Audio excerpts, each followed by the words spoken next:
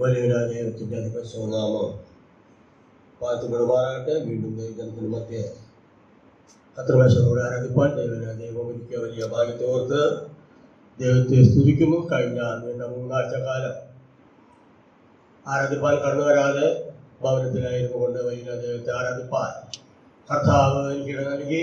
ഇന്ന് കുടുംബമായി കർത്തൃമേശയോട് കൂടി കർത്താവിനെ ആരാധിപ്പാൻ ദൈവം ഒരുക്കിയ വലിയ മുഖാന്തരത്തെ ഓർത്തും ദൈവത്തെ സ്തുതിക്കുന്നു, ദൈവത്തെ മഹത്വപ്പെടുന്നു. ആരാധന ബന്ധത്തിൽ ഉൽപ്പത്തി പുസ്തകം 4-ാം അധ്യായം അതിൻ്റെ 9-10 വാക്യങ്ങളും, എബ്രായർക്ക് ലേഖനം 12-ാം അധ്യായം അതിൻ്റെ 24-ാം വാക്യവും ആരാധന ബന്ധത്തിൽ വായിക്കുവാൻ ആഗ്രഹിക്കുകയാണ്. ഉൽപ്പത്തി പുസ്തകം 4-ാം അധ്യായം അതിൻ്റെ 9-10 വാക്യങ്ങൾ ഇങ്ങനെയാണ് വായിക്കുന്നത്.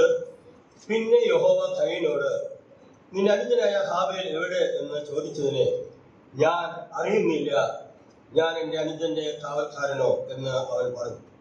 അതിനെ അവൻ അരുളി ചെയ്തത്, നീ എന്ത് ചെയ്തു? നീ അനുജന്റെ രക്തത്തിന്റെ ശബ്ദം ഭൂമിയിൽ നിന്ന് എന്നോട് നിലവിളിക്കുന്നു. എബ്രായലേഖനം 12-ാം അധ്യായം 24-ാം വാക്യം വായിക്കാം.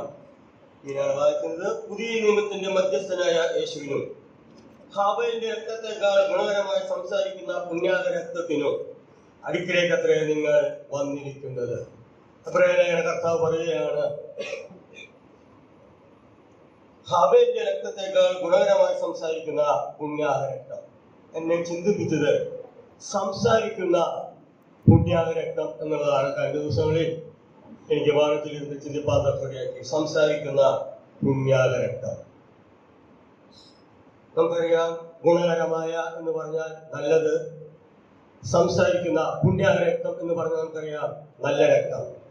ഈ വാക്യം ഞാൻ മറ്റൊരു തർജ്ജമയിൽ നോക്കിയപ്പോൾ അവിടെ ഇങ്ങനെയാണ് വായിക്കുന്നത്, ഗുണകരമായി സംസാരിക്കുന്ന തെളിക്കപ്പെട്ട രക്തത്തിനും അടുക്കിലേക്ക് നിങ്ങൾ വന്നിരിക്കുന്നത്. അപ്പോൾ ഗുണകരമായി സംസാരിക്കുന്ന തെളിക്കപ്പെട്ട രക്തം, ഗുണകരമായി സംസാരിക്കുന്ന പുണ്യാക രക്തം, ഗുണകരമായി സംസാരിക്കുന്ന ശ്രേഷ്ഠമായ രക്തം, ഗുണകരമായി സംസാരിക്കുന്ന ഉന്നതമായ രക്തത്തിന്റെ അരികത്തിലേക്കാണ് മേശമേൽ കാണുന്ന അപ്പത്തെയും പാനപത്രെയും നാം കാണുമ്പോൾ നമ്മുടെ കർത്താവിന്റെ രക്തത്തെ ഓർക്കുന്നത്. പുണ്യാക രക്തം മാത്രമല്ല, തെളിക്കപ്പെട്ട രക്തം, അത് മാത്രമല്ല ശ്രേഷ്ഠമായ രക്തം മാത്രമല്ല, അവിടെ നമുക്ക് കാണുവാൻ സാധിക്കുന്നത് ആ രക്തം ഉന്നതമായ രക്തത്തിന്റെ അരികിലേക്കാണ് നമ്മെ നമ്മുടെ കർത്താവ് യേശു ക്രിസ്തു വിളിച്ചിരിക്കുന്നത്, ക്ഷണിക്കപ്പെട്ടിരിക്കുന്നത്. ഉൽപ്പത്തി പുസ്തകം 4-ാം അധ്യായം അതിന്റെ 9-10 വാക്യങ്ങൾ നാം വായിച്ചപ്പോൾ അവിടെ നമുക്ക് കാണുവാൻ സാധിക്കുന്നത്, കർത്താവ് യേശു ക്രിസ്തു പറയുകയാണ്, കയീനോട് പറയുകയാണ്, നിന്റെ ഹാബേലിന്റെ രക്തം എന്റെ രക്തം എന്റെ ഭൂമിയിൽ എന്നോട് നിലവിളിക്കുന്നു എന്നാണ് പറയുന്നത്. ഭൂമിയിലോട് നിലവിളിക്കുന്ന രക്തം. എന്നാൽ പുതിയ നിയമത്തിലെത്തിയപ്പോൾ അത് പുണ്യാക രക്തമാക്കി തീർപ്പാതപ്പുഴയാക്കി. ഞാൻ ഇങ്ങനെ പറയട്ടെ, ഭൂമിയിലെ ആദ്യത്തെ രക്തസാക്ഷിയായ ഹാബേലിന്റെ രക്തം അത് ശിക്ഷയ്ക്കും പ്രതികാരത്തിനുമായി നിലവിളിച്ചപ്പോൾ നമ്മുടെ കർത്താവായ യേശു ക്രിസ്തുവിന്റെ രക്തം നമുക്ക് കാണാൻ സാധിക്കും. നമ്മുടെ കർത്താവായ യേശു ക്രിസ്തുവിന്റെ മരണസമയത്ത് ഇവരോട് ക്ഷമിക്കണമേ എന്നാണ് കർത്താവ് നിലവിളിച്ചത്. ഹാബേലിന്റെ രക്തം ശിക്ഷയ്ക്കും പ്രതികാരത്തിനുമായി നിലവിളിക്കുമ്പോൾ നമ്മുടെ കർത്താവായ യേശു ക്രിസ്തുവിന്റെ രക്തം ഇവരോട് ക്ഷമിക്കണമേ എന്ന് നിലവിളിക്കുന്നതായി നമുക്ക് കാണുവാൻ സാധിക്കുന്നുണ്ട്. യേശുവിന്റെ രക്തം ക്ഷമിക്കുമ്പോൾ ഹാബേലിന്റെ രക്തം അത് ക്ഷമിക്കുന്നില്ല. ഹാബേലിന്റെ രക്തം പാപപരിഹാരം വരുത്തുന്നില്ല. എന്നാൽ നമ്മുടെ കർത്താവായ യേശു ക്രിസ്തുവിന്റെ രക്തം പാപപരിഹാരം വരുത്തുന്നു എന്നുള്ളതാണ് നമുക്ക് കാണാൻ സാധിക്കുന്നത്. യേശു ക്രിസ്തുവിന്റെ രക്തം അത് പാപികളും ദ്രോഹികളുമായി നമുക്ക് വേണ്ടി അവിടുന്ന് പരിഹാരം വരുത്തുന്നതായി നമുക്ക് കാണാൻ സാധിക്കും. ഹാബേലിന്റെ രക്തം നിഷ്കളങ്ക ആ പാതകത്തിന് ഒരു പ്രബോധനമായിരിക്കുമ്പോൾ മാത്രമല്ല, ഒരു നീതിമാന്റെ രക്തം എന്നല്ലാതെ മറ്റൊന്നും ഹാബേലിന്റെ രക്തത്തിനില്ല. എന്നാൽ നമ്മുടെ കർത്താവായ യേശു ക്രിസ്തുവിന്റെ രക്തം അത് വീണ്ടെടുപ്പിനെയും മാത്രമല്ല ക്ഷമയെയും കുറിച്ച് മാത്രമല്ല അത് സംസാരിക്കുന്ന രക്തമായി നമുക്ക് കാണുവാൻ തക്കവണ്ണം ഇടയാക്കുന്നു.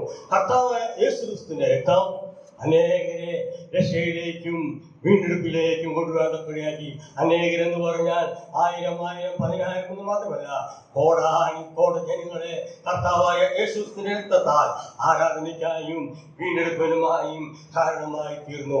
അപ്പോസ്തലനായ പൗലോസ് എഫെസ്യർ ലേഖനം 1-ാം അധ്യായം 7-ാം വാക്യത്തിൽ ഇങ്ങനെ വായിക്കുന്നുണ്ട്, അവനിൽ നമുക്ക് അവന്റെ രക്തം മുഖാന്തരം അതിക്രമങ്ങളുടെ വീണ്ടെടുപ്പ് ഉണ്ടാക്കി എന്ന് നമുക്ക് കാണുവാൻ സാധിക്കുന്നു. അവൻ മുഖാന്തരം കർത്താവായ യേശു മുഖാന്തരം നമുക്ക് ദേശത്തിന്റെ വിവിധ ഭാഗങ്ങളിലായിരിക്കുന്നവർക്ക് ഇന്നിവിടെ കൂടി വന്ന നമുക്ക് എല്ലാവർക്കും അവിടുന്ന് മോചനം നൽകുവാൻ തക്കടയാക്കി അതിക്രമങ്ങളുടെ മോചനം, ലംഘനം ക്ഷമിച്ചും പാപം വർത്തും കിട്ടിയ മനുഷ്യൻ ഭാഗ്യമെന്ന് പറയുന്ന ആ വലിയ മോചനം നമുക്ക് നൽകി തരുവാൻ തക്കവണ്ണയാക്കി. മാത്രമല്ല, അടിമത്തത്തിൽ നിന്ന് നമ്മെ വീണ്ടെടുത്തു. മുസ്ലിമിൽ അടിമയായിരുന്ന നമ്മെ മുസ്ലിമിൽ നിന്ന് ഇസ്രായേലിലേക്ക് കൊണ്ടുവരുമ്പോൾ നമുക്കറിയാം, ചെങ്കടലിലെ കത്തിയതും കയ്പുമായ വെള്ളത്തെ മധുരമാക്കി തന്നത് നമുക്കറിയാം. ആ അടിമത്തത്തിൽ നിന്ന് നമ്മളെ വീണ്ടെടുത്തു. ക്രിസ്തുവിന്റെ രക്തം നമുക്ക് നൽകി അവന്റെ മക്കളും പ്രിയ മക്കളും അവകാശികളാക്കി തീർപ്പാൻ തക്കവണ്ണയാക്കി. തന്റെ ജീവനെ തന്ന് നമ്മെ നമ്മുടെ കർത്താവ് സ്വതന്ത്രരാക്കി. യേശുവിന്റെ രക്തം, ആ ഗുണകരമായ രക്തം, ആ സംസാരിക്കുന്ന പുണ്യ രക്തം, നമ്മുടെ ക്രിസ്തുവിന്റെ രക്തത്താൽ നമ്മൾ അതിക്രമങ്ങളുടെ മോചനമെന്ന് മാത്രമല്ല, തന്റെ ജീവനെ തന്ന് നമ്മെ സ്വതന്ത്രരാക്കി തീർപ്പാൻ തക്കവണ്ണയാക്കി. 12-ാമത്തെ 24-ാമത്തിന്റെ ആദ്യ ഭാഗത്ത് ഇങ്ങനെ വായിക്കുന്നുണ്ട്: പുതിയ നിയമത്തിന്റെ മധ്യസ്ഥനായ യേശു എന്ന് നമുക്ക് കാണാൻ സാധിക്കുന്നു. ആ കർത്താവായ യേശു കൂടി മാത്രമേ പിശുനായ ദൈവത്തിന്റെ അടുക്കിലേക്ക് പ്രവേശനമുള്ളൂ എന്ന് കാണാൻ സാധിക്കും. 10-ാം തരം ഒരിക്കും പോലും കർത്താവിന്റെ അടുക്കിലേക്ക് കടന്നു ചെല്ലുവാൻ യോഗ്യത നമ്മെ ആ പുതിയ നിയമത്തിന്റെ മധ്യസ്ഥനായ യേശു നമ്മെ വിശുദ്ധ മന്ദിരത്തിലേക്ക് കൊണ്ടുവരുവാൻ തക്കവണ്ണം ആ കർത്താവിനെ ആരാധിപ്പാൻ തക്കവണ്ണം അവിടുന്ന് ഒബാമധ്യായം അതിന്റെ 14-ാം വാക്യത്തിൽ ഇങ്ങനെ വായിക്കുന്നുണ്ട്: എങ്കിൽ നിത്യാത്മാവിനാൽ ദൈവത്തിന് തന്നെത്താൻ നിഷ്കളങ്കനായി അർപ്പിച്ച ക്രിസ്തുവിന്റെ രക്തം ജീവനുള്ള ദൈവത്തെ ആരാധിപ്പാനും അവനെ സ്തുതിപ്പാനും അവിടെയാക്കി. അവിടെ വായിക്കുന്നത് നിത്യാത്മാവിനാൽ ദൈവത്തെ തന്നെ സ്വന്തം രക്തത്താൽ എന്നേക്കുമുള്ള വീണ്ടെടുപ്പ് നമുക്ക് നൽകി തരുവാൻ തക്കവണ്ണയാക്കി. നിത്യാത്മാവിനാൽ എന്ന് പറഞ്ഞാൽ ഞാൻ നോക്കിയപ്പോൾ അവിടെ കാണാൻ സാധിക്കുന്നത് പരിശുദ്ധാത്മാവിനാൽ യേശു ക്രിസ്തു തന്നെ യാഗമായി അർപ്പിച്ചു. നോക്കുക, തന്നെ യാഗമായി അർപ്പിച്ചു. നമ്മൾ വായിക്കുന്നത് ആളുകളുടെയും കാലഘട്ടത്തിലുടെയും രക്തം ചിന്തിക്കുമ്പോൾ മൃഗങ്ങളുടെ യാഗമായി അർപ്പിച്ചത് അവരുടെ സമ്മതമില്ലാതെയാണ്. എന്നാൽ നമ്മുടെ കർത്താവായ യേശു തന്നെത്താൻ താഴ്ത്തി നമുക്ക് വേണ്ടി യാഗമായി അർപ്പിപ്പാൻ തക്കവണ്ണയാക്കി. ആ കർത്താവിന്റെ ആവത്തെ ഓർത്ത്, ആ സ്നേഹത്തെ ഓർത്ത്, ആ കർത്താവിന്റെ യാഗത്തെ ഓർത്ത്, ആ മഹാത്മ്യത്തെ ഓർത്ത് നമുക്ക് ദൈവത്തെ സ്തുതിക്കാം, ദൈവത്തെ നമുക്ക് ആകാത്താം. ക്രിസ്തുവിന്റെ രക്തം ആരാധനയ്ക്കും നിത്യജീവനും മനസാക്ഷിയിൽ നമുക്ക് വിശുദ്ധ മന്ദിരത്തിലേക്ക് കടന്നു വന്ന് അവനെ ആരാധിപ്പാൻ അങ്ങനെയാക്കിയ ദൈവത്തെ സ്തുതിക്കാം. ആ വലിയ ദൈവത്തിന്റെ ആ വലിയ കർത്താവിന്റെ വലിയേറിയ ആ വീണ്ടെടുക്കുവാനും സംസാരിക്കുന്ന പുണ്യാഗ്നി രക്തം മാത്രം അവന്റെ അടുക്കിലേക്ക് കടന്നു വരുവാൻ നമുക്ക് ഇടയാക്കിയതിനായി സ്തോത്രം ചെയ്യാം. നാശകരമായ കുഴിയിലും പൂജച്ചേറ്റിലും കടന്നവരെ നമ്മെ മെപ്പിക്കോസ് പറഞ്ഞതുപോലെ ചത്തനായിരിക്കുന്ന അടിയിനെ ഓർത്ത ആ വലിയ ദൈവത്തെ നമുക്ക് സ്തുതിക്കാം. ഭക്തനായ ദീനാഥൻ സാഹിബ് തന്റെ പാട്ടിൽ ഇങ്ങനെ 145-ാമത്തെ പാട്ടിൽ ഇങ്ങനെ പാടിയിട്ടുണ്ട്.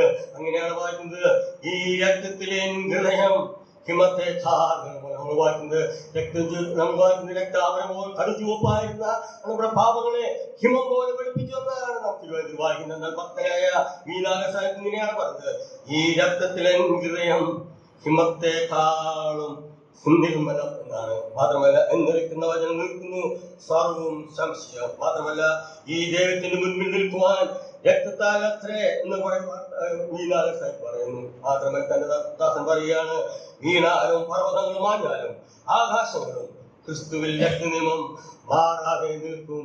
നിശ്ചയ ഭക്തനായ കവി